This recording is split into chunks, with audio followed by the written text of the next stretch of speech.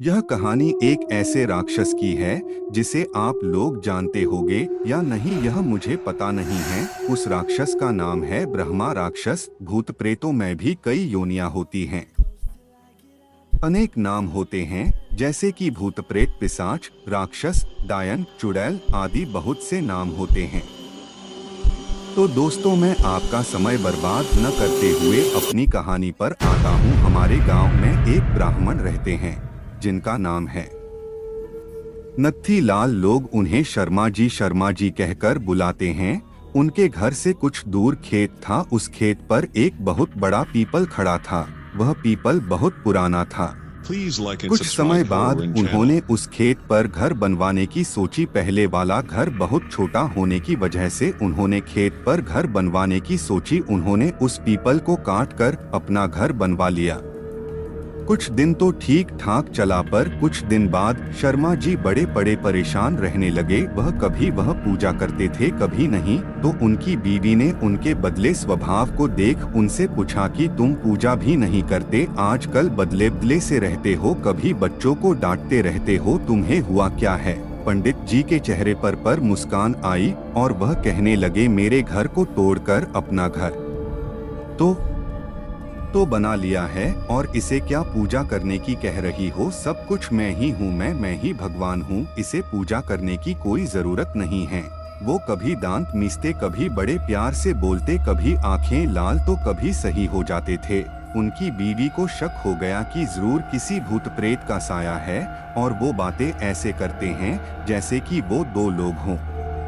तब पंडितानी ने उनको बिठाकर आसन लगकर हनुमान चालीसा पढ़ने लगी। वो सोच रही थी अगर कोई भूत प्रेत होगा तो भाग जाएगा, पर पंडित जी पर उसका कोई असर नहीं पड़ा। वह एक टक लगाए देखे जा रहे थे। उसने काफी मंत्र पढ़े, गायत्री मंत्र।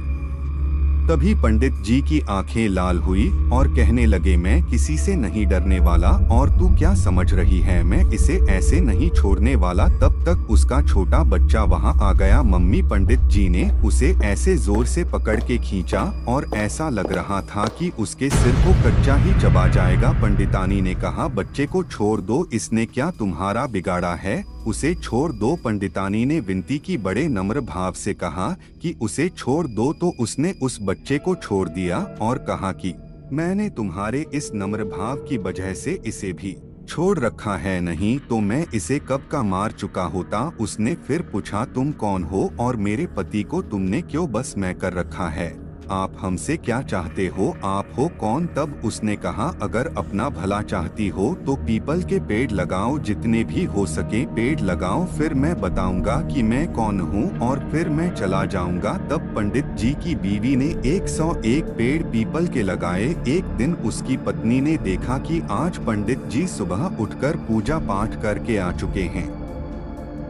तब पंडितानी से पंडित जी बोले, मैं तुम्हारे पति को आज छोड़ के जा रहा हूँ, तुम सदा सुखी। तुम्हारे आचार विचार बहुत अच्छे हैं। मैं ब्रह्मा राक्षस हूँ, वैसे मैं किसी को नहीं छोड़ता और नहीं किसी से डरता हूँ। मैं ब्रह्मा राक्षस हूँ, ब्रह्म राक्षस। हाँ हाँ हाँ, तुम्हारे पति ने मेरे पीपल को काट दिया था जिस पर मैं हजारों सालों से रह रहा था। मुझे गुस्सा तो आया, पर मैं तुम्हारी अच्छाई के कारण मैंने इन्हें छोड़ दिया जा रहा हूँ, तुम्हारे पति को छोड़कर। तब पंडित जी अचानक सही हो गए। तब पंडित जी की बीवी की आंखों से आंसू निकल पड़े।